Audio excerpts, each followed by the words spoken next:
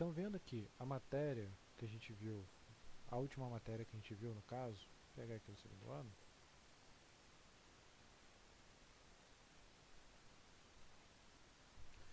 nós temos o seguinte, pronto.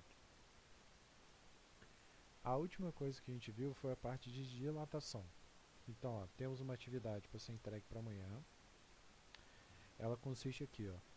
A atividade da semana consiste em identificar 2 exemplos de cada tipo de dilatação: linear, superficial e volumétrica. Então, só verificando o que a gente viu na última aula, nós vimos exatamente, corrigimos o exercício da aula anterior a ela e vimos que a dilatação ela vai ocorrer o quê? Numa expansão desse material.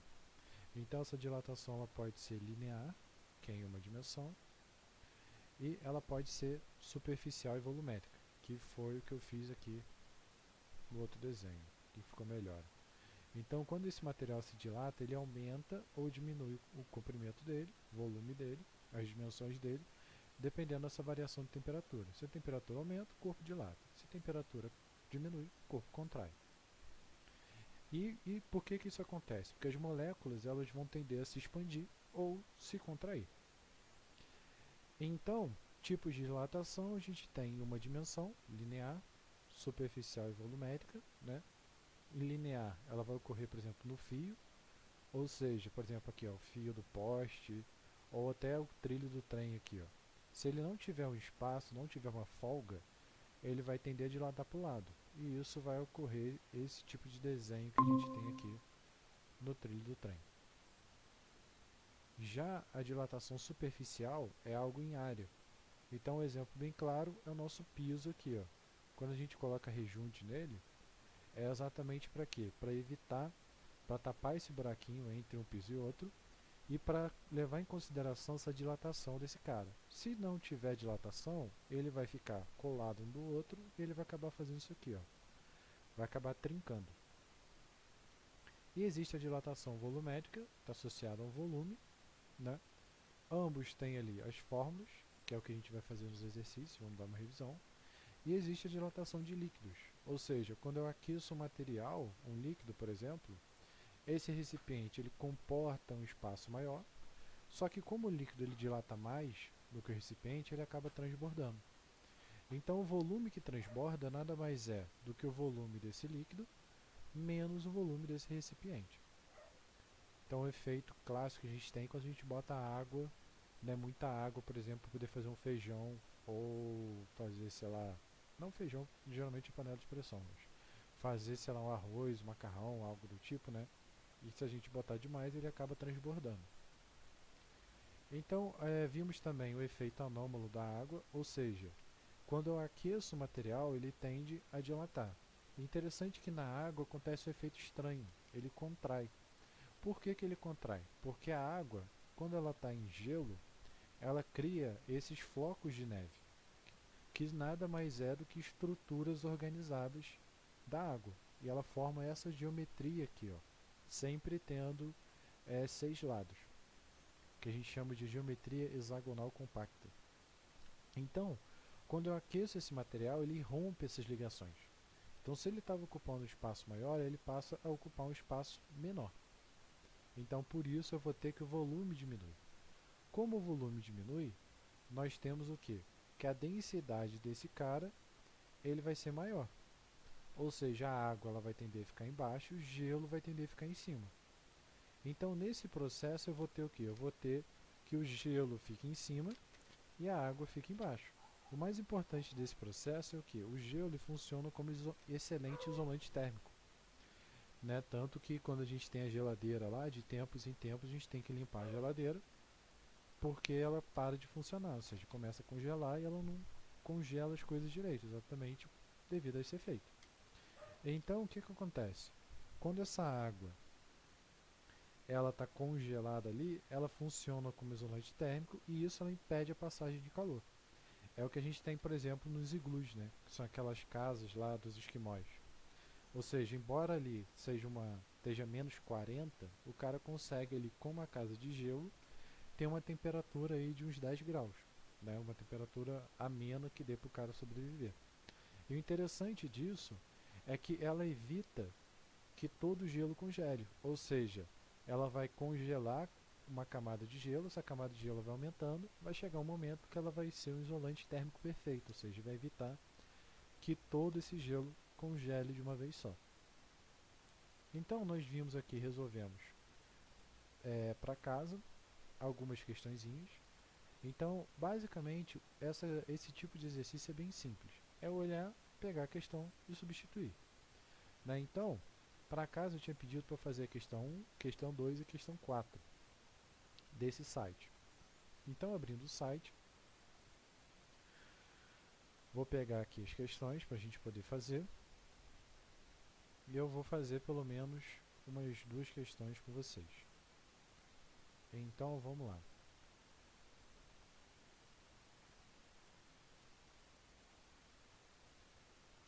Então, a gente termina o conteúdo do segundo bimestre.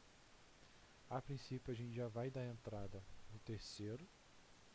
E eu vou falar um pouquinho mais do conteúdo do terceiro, o que tem, o que não tem, né? Para ter uma noçãozinha um pouquinho melhor. Então, vamos lá. O que a gente tem nesse tipo de questão? Ele fala o seguinte: uma barra de 10 metros de alumínio a uma temperatura inicial de 20 graus Celsius fica exposta ao sol, sendo sua temperatura elevada para 40 graus Celsius. Sabendo que o coeficiente de dilatação é tal, então calcule a dilatação sofrida pela barra. Então, existem 3 equações que a gente lida quando a gente fala de dilatação. A dilatação linear, que é associada ao comprimento, que é o que? A variação do comprimento vezes o comprimento inicial. O alfa, que é um coeficiente de dilatação do material, ou seja, uma propriedade do material. E ΔT, que é a variação de temperatura. Temos aqui a associação relacionada ao volume. Então, ΔS, variação da área inicial, propriedade do material e temperatura. E aqui do volume, ΔV, variação do volume, volume inicial, propriedade do material e temperatura. Ou seja, as 3 equações são muito próximas, né? Elas só mudam na relação da dimensão. Então, vamos lá. Como a gente está lidando com barra, né? O exercício fala para a gente, considere uma barra de 10 metros, então a gente está lidando com comprimento. Se é comprimento, a gente vai utilizar essa equação aqui. Então, vamos lá. Como que ficaria? A equação que eu vou utilizar vai ser ΔL é igual a L0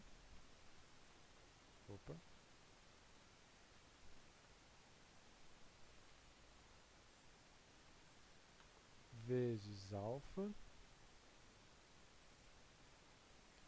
vezes ΔT.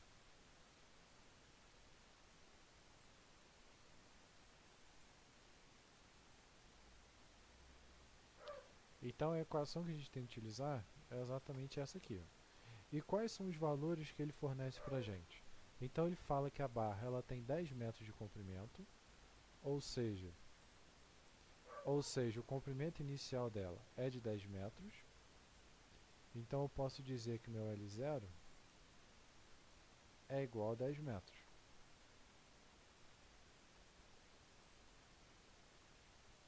Eu tenho que a temperatura inicial dele é 20 e ele vai até a temperatura de 40.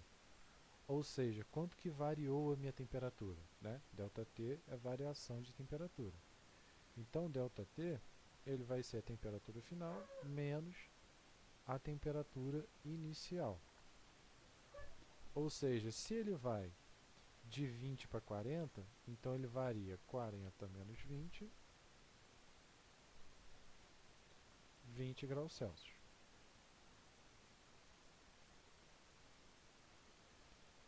Então ele vai variar 20 graus Celsius. E qual é o coeficiente de dilatação dele? O coeficiente de dilatação ele fala aqui pra gente, 22 vezes 10 a menos 6. Então nosso alfa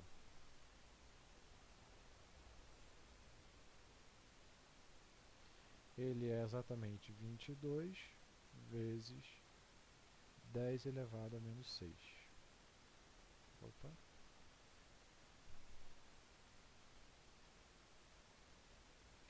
Então agora, como eu falei, a ideia desse tipo de exercício, desse tipo de conteúdo, é que ela é muito fácil, porque é literalmente você pegar e substituir. Só que qual é a parte chata, assim, desse conteúdo?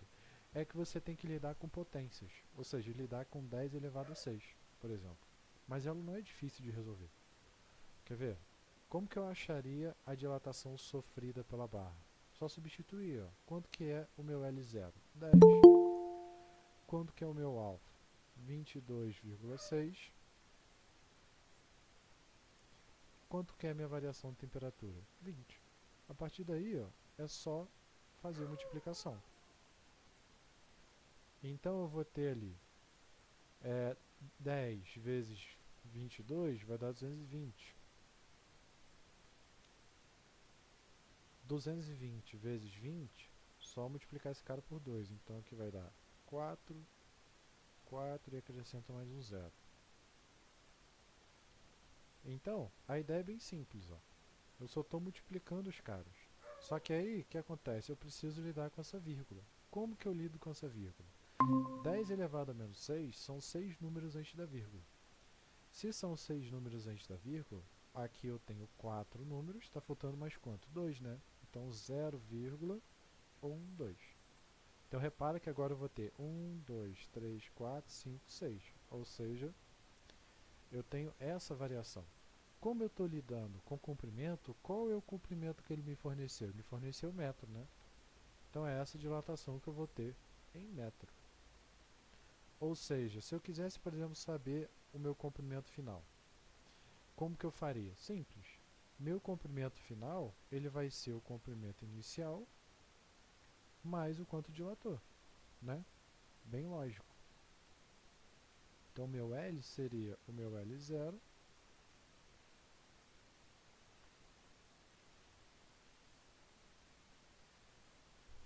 mais ΔL. Ou seja, esse cara vai ser 10 mais 0,044. Então, esse cara vai dar 10,44 de comprimento. Alguma dúvida aqui na hora de resolver essa questão? Dúvida, gente? Marlon, Milena, Irlon, de boa? Entendendo para entender? Ou seja, você vê que não tem mistério. Eu vou identificar qual é a fórmula que eu estou utilizando. Identifiquei qual é a fórmula que eu estou utilizando, a partir daí eu só substituo nos meus valores. O mais chatinho é lidar com essa potência aqui, ó. Então tem que lembrar que 10 elevado a menos 6 significa que são 6 números antes da vírgula. Essa talvez seja a parte mais chata. Né? Aqui, como já tinham 4 números, eu adicionei mais 2 zeros, então ficou 6 números antes da vírgula. Então vamos continuar com a nossa questão. Então eu pedi para fazer para casa a questão A1, A2 e A4. Então a gente fez a questão número 2. A1 a gente pode fazer. E vamos fazer a 4. Vamos lá. Acho que não demora muito tempinho não. Então o que ele fala ali? Ó? Em um dia típico de verão, utiliza-se uma régua metálica para medir o comprimento de um lápis. Após medir esse comprimento, coloca-se a régua metálica no congelador, a uma temperatura de menos 10. E espera-se cerca de 15 minutos, para novamente medir o comprimento do mesmo lápis. O comprimento medido nessa situação com relação ao comprimento anterior será. Então o que acontece? Quando eu congelo o material, a tendência é o que? Esse material contrair. Então, nesse caso, como eu congelei a régua, significa o quê? Que a régua contraiu. Né? Ou seja, imagina ali, ó, que eu tenho o seguinte. Imagina que eu tenho ali o meu lápis. Então esse cara aqui é um lápis. E aí imagina que ele tem esse comprimento. Então, digamos que eu pegue uma régua para poder medir esse lápis. Deixa eu diminuir um pouquinho meu lápis para poder ficar mais fácil. Então,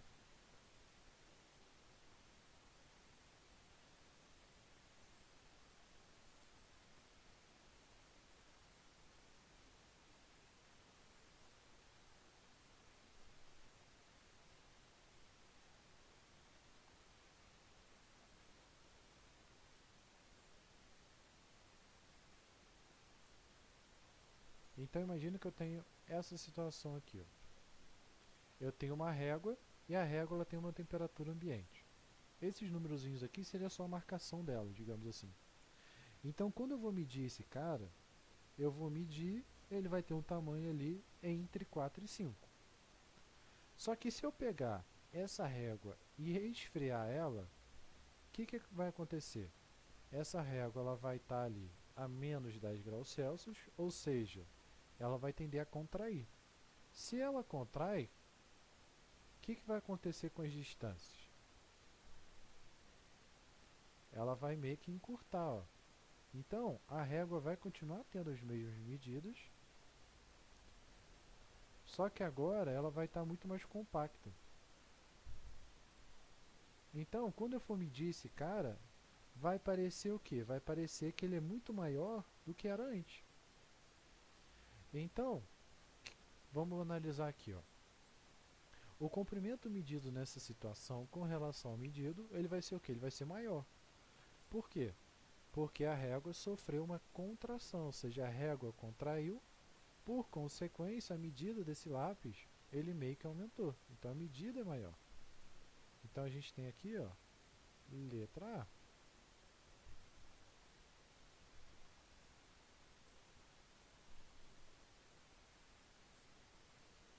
Dúvida, gente? Tranquilo? Tranquilo sobre a questão?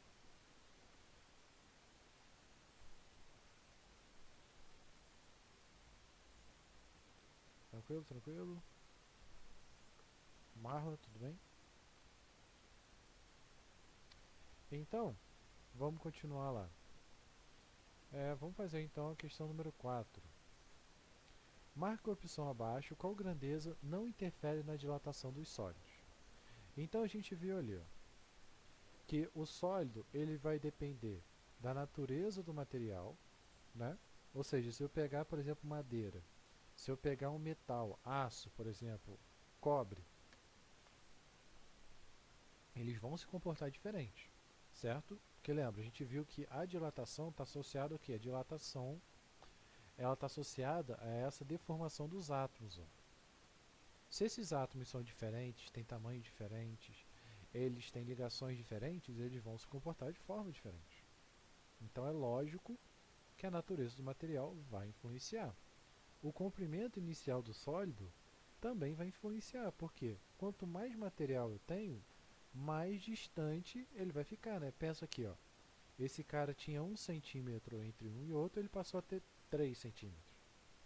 Então se eu tenho 10 átomos, ele vai ter ali 10 vezes 1, 10. Mas se eu passo a... tinha 10 centímetros, né? Então passou a ter 30. Mas se eu tenho, sei lá, 50 átomos, eu vou multiplicar isso por 50. Ou seja, esse cara vai ficar muito maior. Né? Então o comprimento ele faz diferença. Tanto que é só a gente analisar a fórmula. Ó. A fórmula depende de quem? Do comprimento inicial, da propriedade do material e da temperatura. Variação da temperatura faz diferença e o tempo em que o material fica exposto. Então, o tempo, ele vai influenciar? Sim, ele vai influenciar. Né? Se eu pegar uma barra, por exemplo, de ferro e deixar ela um dia, né, aquecendo, ela vai conseguir uma temperatura muito mais homogênea. Então, ela vai dilatar de forma mais uniforme. Né? Diferente se eu pegar ela e deixar um segundo. Isso é meio óbvio. Mas ela não vai ter uma influência tão direta assim. Porque quando a gente fala de dilatação, a gente está falando que isso a gente já está levando em consideração que o material já dilatou, ou seja, já está um bom tempo lá.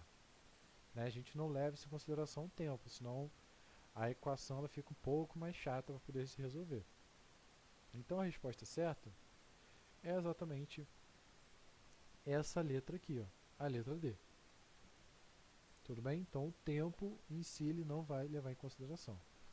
Tudo bem, Lu? Dúvida? Show de bola. Então vamos lá. O que acontece? A gente já terminou o conteúdo do primeiro e do segundo bimestre, que é associado à temperatura.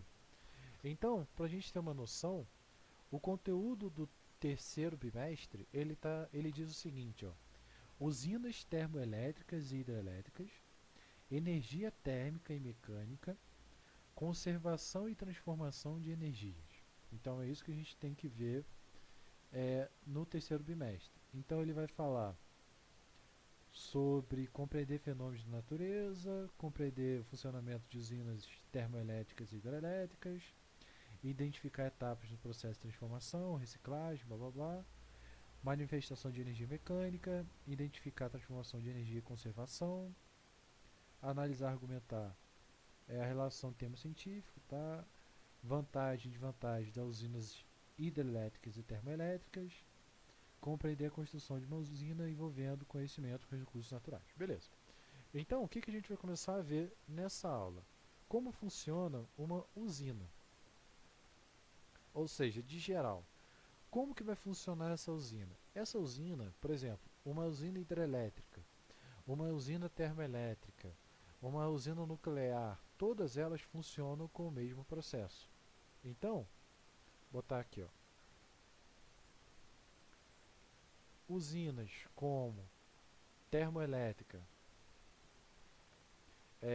hidrelétrica, nuclear, química, todas são usadas com o seguinte princípio.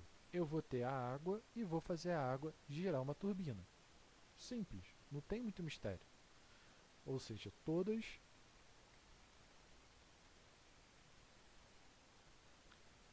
utilizam o movimento da água para gerar uma turbina. Ou seja, o que é uma turbina? Uma turbina é como se fosse um motor elétrico. O que é um motor elétrico? Vamos ver aqui, ó.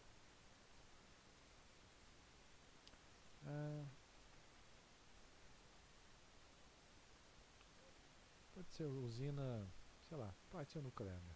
Tanto faz. Então, qual é a ideia da usina nuclear? A usina nuclear, a diferença, por exemplo, de uma usina térmica, por exemplo, hidrelétrica, é o que? Ela vai pegar, por exemplo, a água, ó, ela vai ter um elemento que vai ser o gerador de energia, que vai ser o urânio. Ele vai aquecer, vai ter a geração lá de energia, vai aquecer a água, essa água vai virar vapor. E ele vai gerar a turbina lá e a turbina vai gerar movimento. Ou seja, o nuclear, a usina nuclear, ela funciona assim. A mesma coisa vai acontecer com uma usina hidrelétrica, ela vai ter o mesmo processo, só que você não aquece a água. Mas uma usina, por exemplo, biodegradável, que você queima e tudo mais, é a mesma ideia. Você vai queimar o material para aquecer, para esse material aquecer, que geralmente é água, gerar uma turbina, como se fosse tipo um catavento, certo? E nisso você vai ter a geração de energia. Então, o interessante de uma usina hidrelétrica ou qualquer outro tipo de energia, vou pegar aqui as fotinhas do Wikipedia, é que, segundo Lavoisier, vou botar aqui a fotinha,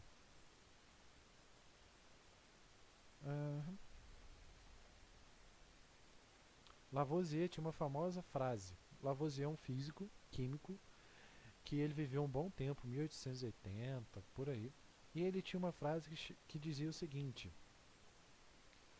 na natureza, nada se perde, nada se cria. Tudo se transforma. Ou seja, o que ele quis dizer com isso? A energia que a gente tem, ela não é gerada do nada, ela vai se transformar. O alimento que a gente tem, por exemplo, né, ele não vem do nada. Ou seja, a vaca, para ela poder engordar, ela precisa comer a grama, né? E essa grama ela vem de onde? Ela tira os nutrientes da terra. E de onde vem esses nutrientes da terra? Vem lá do adubo, né? Do animal morto ou o lixo, né? Biodegradável que a gente deixa. Ou seja, tudo na natureza ele não é criado, né? Nem se perdido. Não tem como se dissipar. Por exemplo, quando eu queimo madeira, essa madeira ela vai virar lenha, né? Ou vai virar fuligem e vai virar fumaça. Ou seja, eu estou transformando, convertendo essa madeira. Então, como ele fala, nada se perde, nada se cria, tudo se transforma. Então, a energia, ela se transforma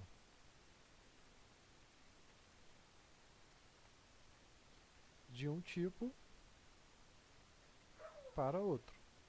Mas aí vem a pergunta: o que é energia? A energia é a capacidade de realizar uma ação. Ou seja, o que significa a capacidade de realizar uma ação? Por exemplo, digamos que, sei lá, eu acabei de almoçar. Nisso que eu acabei de almoçar, eu tenho, por exemplo, a capacidade de ir jogar, sei lá, videogame, como eu tenho a capacidade de estudar, como eu tenho a capacidade de jogar bola, né, de trabalhar. Ou seja, eu posso fazer essas ações que vão me consumir energia. Mas eu também não posso. Se eu quiser ficar em casa fazendo nada, também posso. Ou seja, a energia ela me dá capacidade, ou seja, me permite realizar essas ações. Né? Tanto que se você for fazer uma atividade física, for jogar bola e você não almoçar direito, você vai sentir mal, você vai se sentir fraco. Exatamente porque o seu corpo não tem energia. E a ideia de Lavoisier é que essa energia ela se converte em várias. Então a gente tem o exemplo clássico ali da usina nuclear, da usina hidrelétrica. Ou seja, o que é a usina hidrelétrica? Vamos ver se vai a fotinho. A usina hidrelétrica ela vai converter a energia do movimento da água, ou seja, vamos ver se eu consigo identificar aqui. Ó. A usina hidrelétrica ela faz o que? Ela converte o movimento da água em energia elétrica. Então,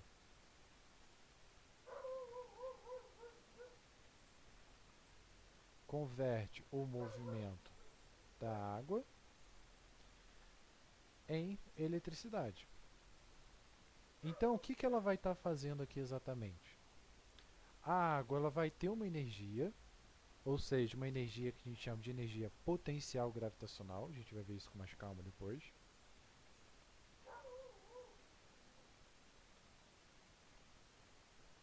Essa energia potencial gravitacional está associada à altura. Por exemplo, quanto mais alta a pessoa tem, digamos, sobe um morro, por exemplo, né? Por que é muito mais fácil eu descer o morro do que eu subir um? Porque quando eu já estou lá no ponto mais alto, para descer é mais fácil porque eu tenho uma energia acumulada e eu vou descendo, eu vou gastando essa energia. Então a mesma coisa acontece, por exemplo, quando eu tenho, digamos, uma montanha russa. Ou seja, na montanha russa, o que acontece aqui na montanha russa? Não sei se você já reparou, mas sempre na montanha russa ele começa subindo. Para quê? Para poder ganhar movimento. Ou seja, ele está acumulando energia. Ó. Ele vai subir primeiro. Então, ó, ele vai subir. No momento em que ele sobe, ele acumula uma energia. É uma energia associada a uma altura. E aí o que acontece?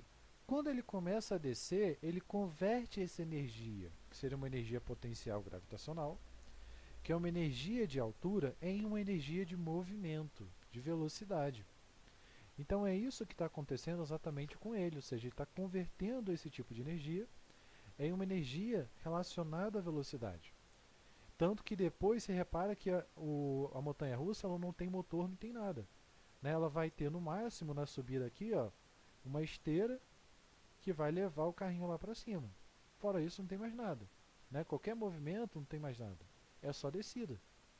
Então essa energia potencial gravitacional ela vai ser convertida em uma energia de movimento, que a gente chama de energia cinética,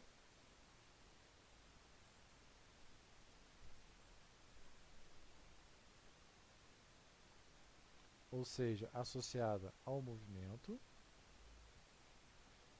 Então o que acontece?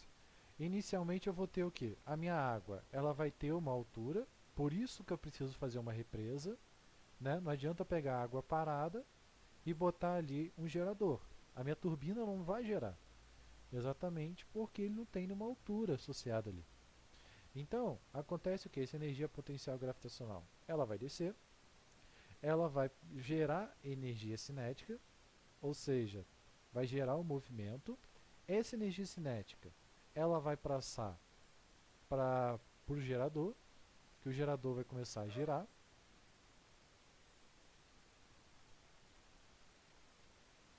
E a partir daí, o que vai acontecer? Esse gerador ele vai começar a produzir eletricidade. Então ele vai converter finalmente por uma energia elétrica. Porque a energia elétrica é a única que a gente consegue acumular. Ou seja, energia de movimento, né, os outros tipos de energia a gente não acumula. Então é necessário, né, a gente fazer esse tipo de processo. Então, a usina hidrelétrica ela vai funcionar dessa forma. Mas aí, quais são as vantagens e desvantagens delas? A vantagem é a necessidade apenas da água, né? Você só precisa de água para poder gerar esse movimento. Você não gera nenhum resíduo. Você não joga nada fora. A água ela vem, passa e vai embora. Então não atrapalha em nada. Já a desvantagem é que para você fazer essa altura, você precisa alagar uma região muito grande. Então essa é uma desvantagem muito grande, né?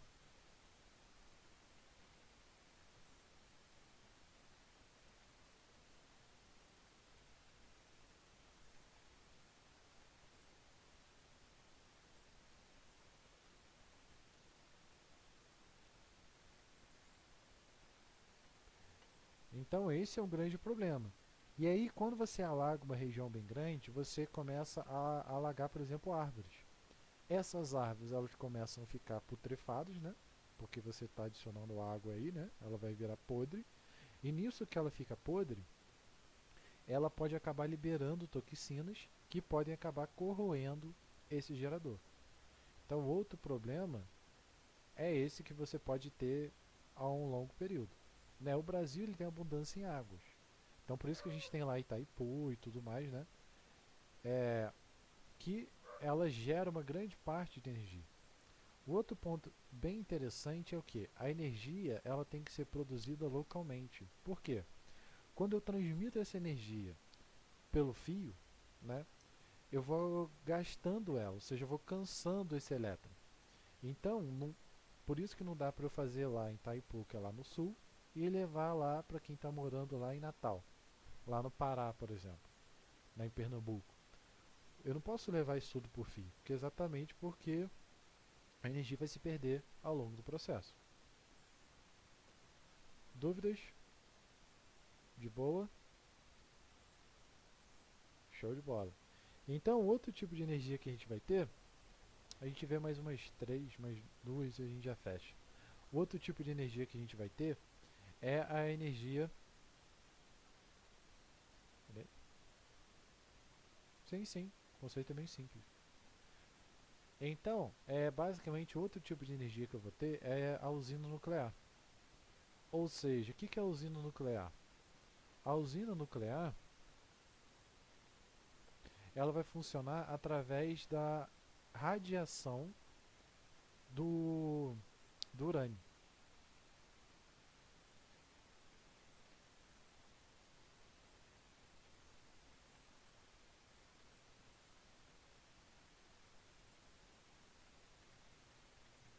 Ou seja, o que acontece aqui? Ó? Deixa eu pegar uma fotinho de usina nuclear.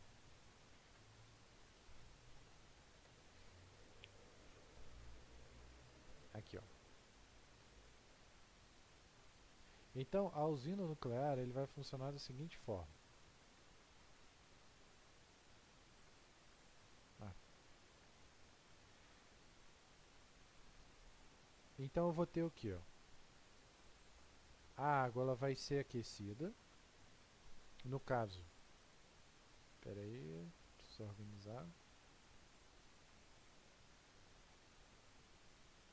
O urânio ele vai sofrer um processo que a gente chama de fissão nuclear. Ou seja, o urânio ele está aqui em cima e o urânio ele é muito radioativo. O que é radioativo? Para ele poder se estabilizar, ele está muito estável, digamos assim. Pensa, por exemplo, no amontoado de livros. Né? Deixa eu, ah,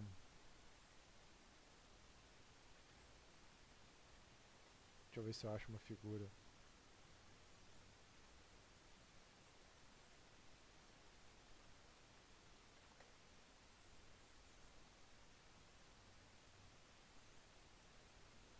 Deixa eu ver se eu acho aqui.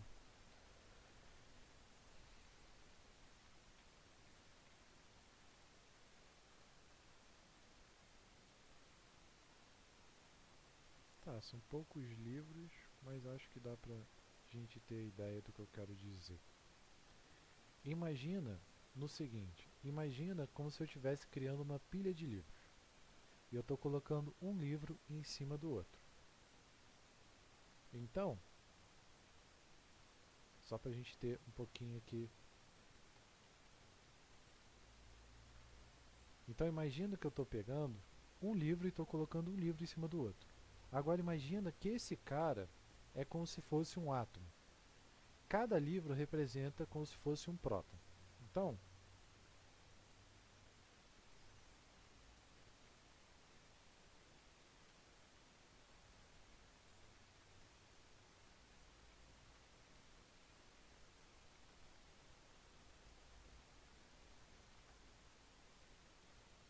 o que acontece? Vai chegar um momento em que eu vou colocar esse livro, vou subindo, vou subindo, vou subindo, vai subindo, vai chegar um momento que essa fileira vai se tornar estável. Ou seja, ela vai tender a cair para um lado ou para o outro. Né? Então é isso que acontece quando eu tenho um átomo estável, ou seja, eu tenho uma quantidade excessiva de prótons nele, e isso torna ele instável. Então, quando essa fileira cai, o que ela faz? Ela se transforma em duas ou mais fileiras, né? Pilhas, no caso. Né? Seria uma pilha de livros. Então, o que vai acontecer com o átomo é a mesma coisa. Ele vai se quebrar e ele vai se formar outros átomos menores. Então,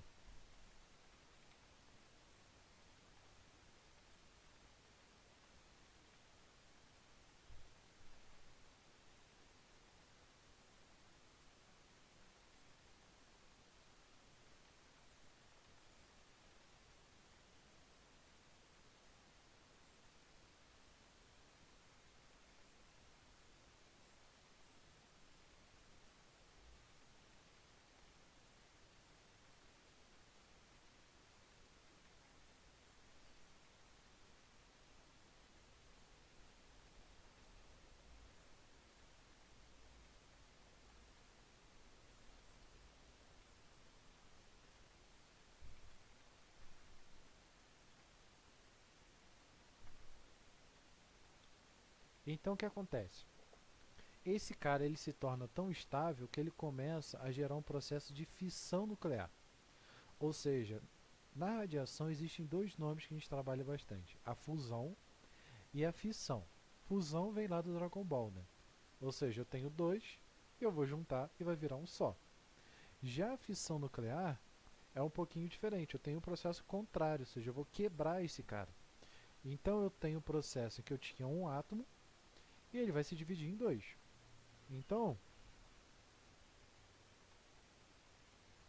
nesse processo que ele se rompe, eu vou ter a geração, eu vou ter a liberação de energia. Então, basicamente, a usina nuclear ela funciona dessa forma. Onde eu tenho meu átomo, ele libera essa energia, e nisso que ele libera essa energia, ele se separa em dois. Só que aí o que acontece? Esse efeito é um efeito que a gente chama de efeito em cascata, ou efeito em cadeia. Por que isso é um efeito em cadeia? Porque para ele poder romper, repara que ele precisa de um carinha desse, que é um nêutron.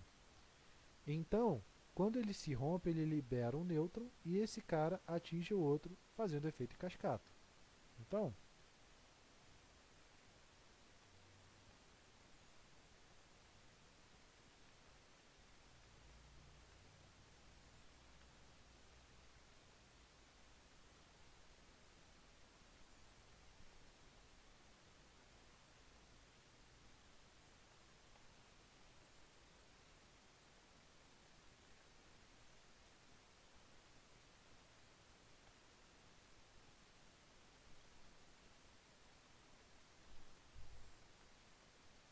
então o que acontece? Esse efeito em cascata é exatamente o que? Um vai gerar um, que vai gerar outro e por aí vai. Ó. Exatamente aqui, ó, igual essa foto. Ó. Um átomo, ele gera um, depois gera outro, depois gera outro, depois gera outro, ou seja, um efeito que se você deixar, ele vai ocorrer de uma vez só. Então, qual é a grande diferença, por exemplo, de uma bomba atômica, que também tem radiação, e uma usina nuclear? É o quanto de energia você libera num determinado tempo, né? Se você liberar tudo de uma vez só, você vai ter exatamente uma bomba atômica. Mas se você libera aos pouquinhos, você consegue aproveitar essa energia.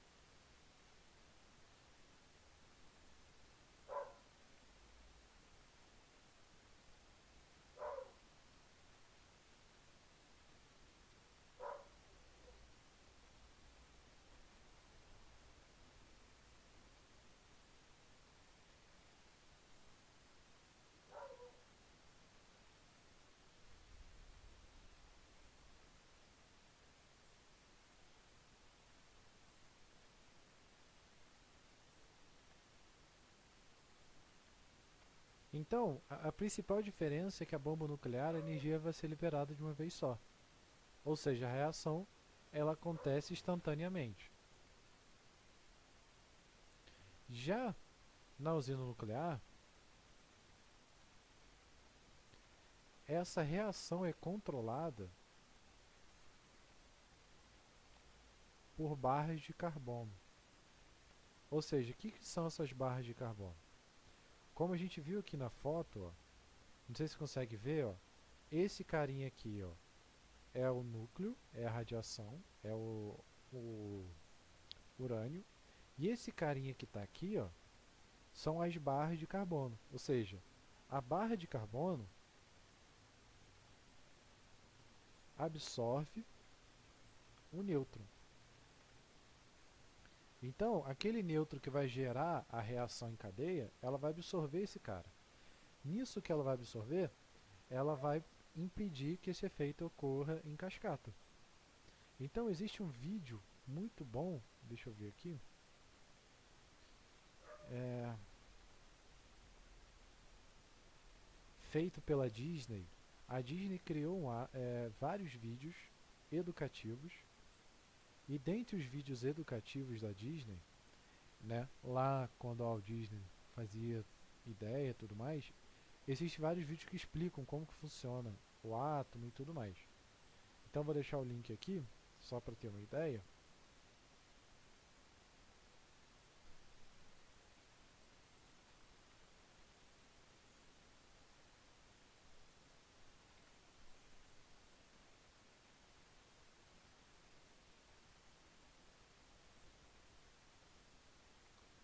Então só para a gente ter uma ideia mais ou menos do que é. Mas aí qual é a ideia? A radiação ela vai ser essa liberação. E aí o que acontece? Ele leva muito pela consideração de como se fosse um gênio na garrafa. Ou seja, o gênio na garrafa, ele não sabe o que tem na garrafa, mas ele sabe que tem alguma coisa ali que pode liberar essa energia. Então isso pode ser uma bomba, pode ser alguma coisa.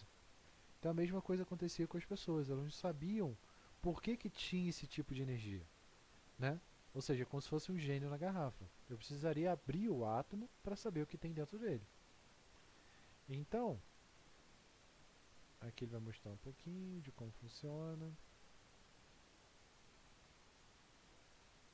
Ó, então aqui é como se fosse a radiação. Deixa eu ver se tem um vídeo mais explicativo.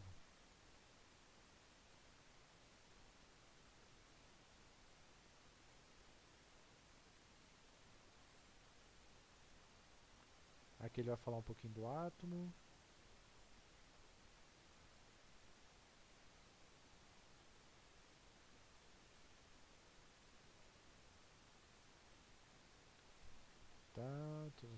Aqui, ó. Aí ele fala das descobertas sobre o átomo, modelo atômico, por aí vai. Uma das formas de medir ele. E aqui ele fala um pouquinho da reação em cadeia. Antes de explicar um pouquinho da reação em cadeia, vou explicar aqui a usina nuclear. Então, ó, a usina nuclear, ela funciona aqui, ó, dessa forma. Então, o que acontece? Eu vou ter ali, ó, aonde o urânio vai ficar. Nisso que o urânio vai ficar aqui, ó, eu coloco várias barras de carbono. Tá vendo? Isso aqui é como se fosse uma barra de urânio, na verdade. Se esse cara aquece, ó, ele vai ter a reação tudo de uma vez só. Então, repara, cada tracinho desse é como se fosse um nêutron que está sendo liberado na reação química. Então, a reação está muito explosiva. Então, eu desço essa barra de carbono, por quê? Porque a barra de carbono ela diminui esse tipo de reação. Nisso que ela diminui, ela controla essa reação. Então, ela vai liberando energia aos pouquinhos. Né? Então, eu boto ali, ó, ele está liberando a radiação, aqui está absorvendo.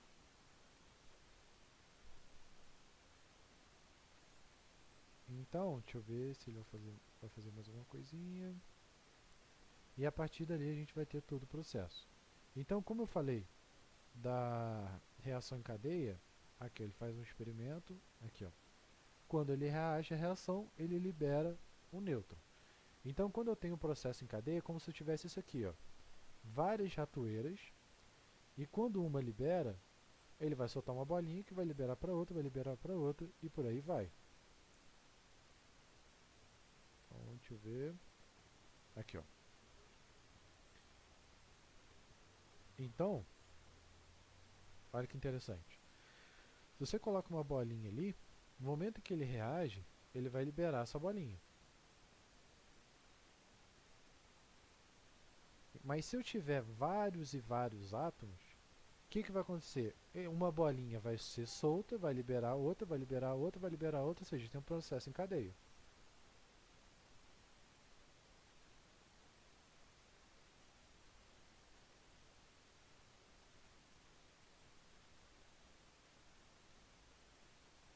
Então ele vai só mostrar o bichinho lá. Uma bolinha veio, ó, todo mundo andou em cadeia. Então todo mundo reagiu. É exatamente isso que acontece numa bomba nuclear. Na usina, ela diminui a aceleração.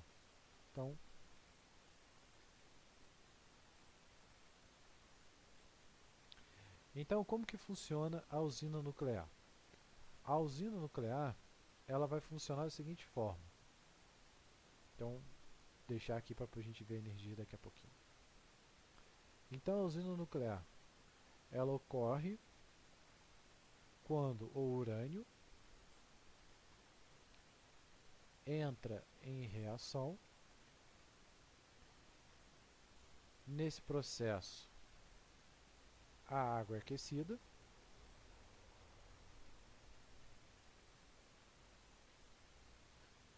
Fazendo aquecer uma segunda serpentina,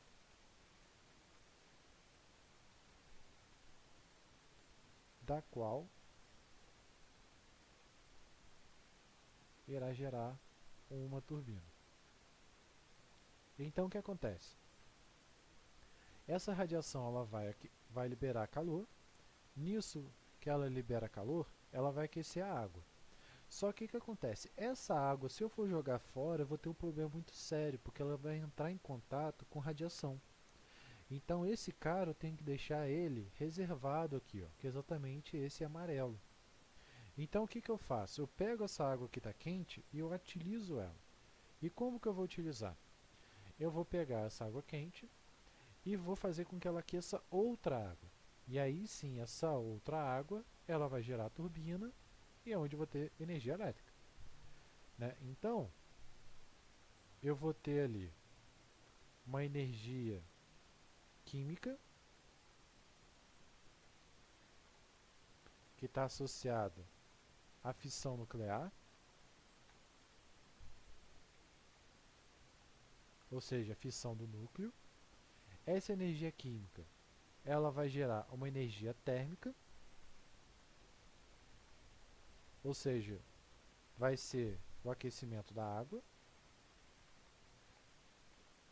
né? Você vai liberar essa energia vai aquecer a água. Essa energia térmica, ela vai aquecer uma segunda serpentina,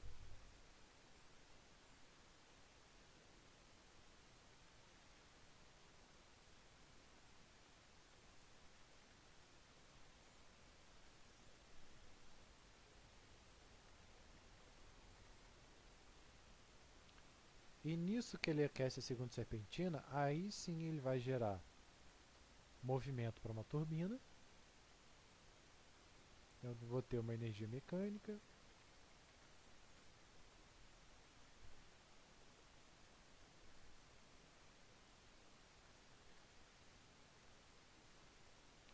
E aí sim depois eu vou ter energia elétrica. Ou seja, todo o processo se resume no que a gente já viu da hidrelétrica. Eu vou aquecer minha água vai gerar uma turbina e aí a gente vai ter energia elétrica. Ou seja, não muda nada um processo para o outro, é só a forma como eu vou aquecer. Então a grande vantagem de uma usina é que ela não precisa de muito espaço.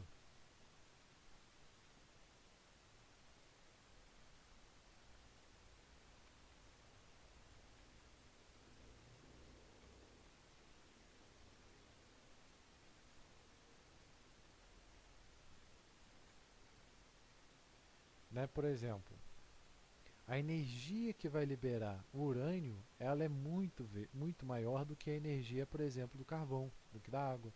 Né? Coisa assim de 1000 vezes, 1 milhão de vezes. Então é muito útil, porque eu posso ter um prédio e eu posso fazer energia nuclear.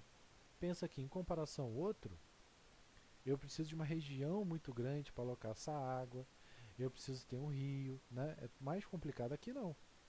Se eu faço um lugar bem isolado, né, compro, sei lá, esse urânio e mando entregar de ônibus, de caminhão, eu consigo fazer energia nuclear fácil. A única desvantagem é que ela vai gerar resíduo.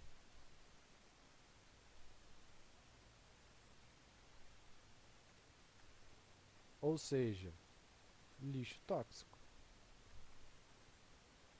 Esse lixo tóxico seria esse urânio. Depois que esse urânio ele se quebra, eu não posso utilizar mais ele. Então eu tenho que dar algum jeito, algum fim nele. E aí o que o pessoal faz? Geralmente o pessoal enterra, manda para o espaço, manda para o fundo do mar. Né? Existem várias outras aplicações. Ou seja, cada energia que a gente tem, ela tem um lado bom e tem um lado ruim. Né? Tudo vai depender da localidade, como a pessoa vai associar, basicamente. Né? Por exemplo, o lugar onde tem muita água, se faz muita hidrelétrica. Mas o lugar onde não tem água, a hidrelétrica não é uma boa opção. Né? Às vezes você tem que ir para uma energia térmica, energia solar e por aí vai. Dúvidas?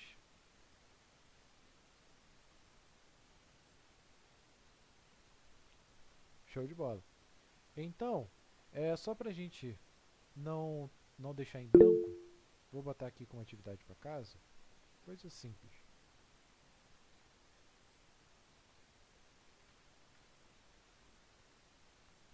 Ah,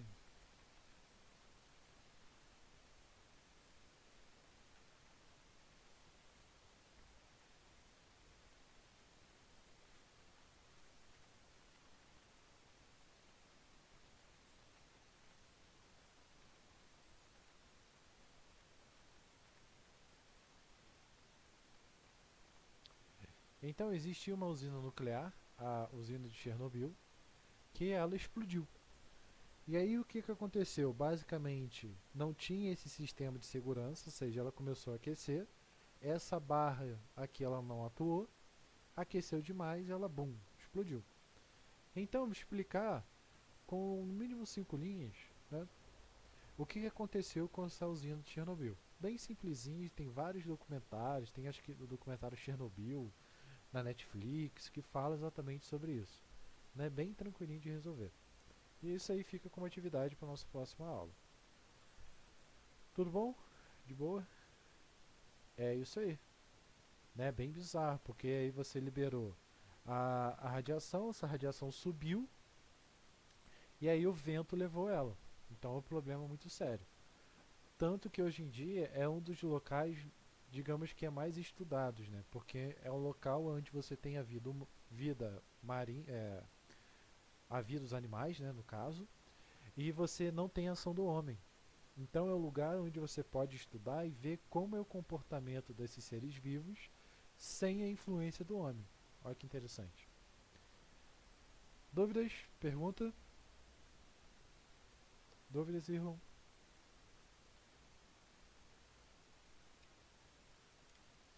Ah, relaxa, só mandar lá. Esquenta não.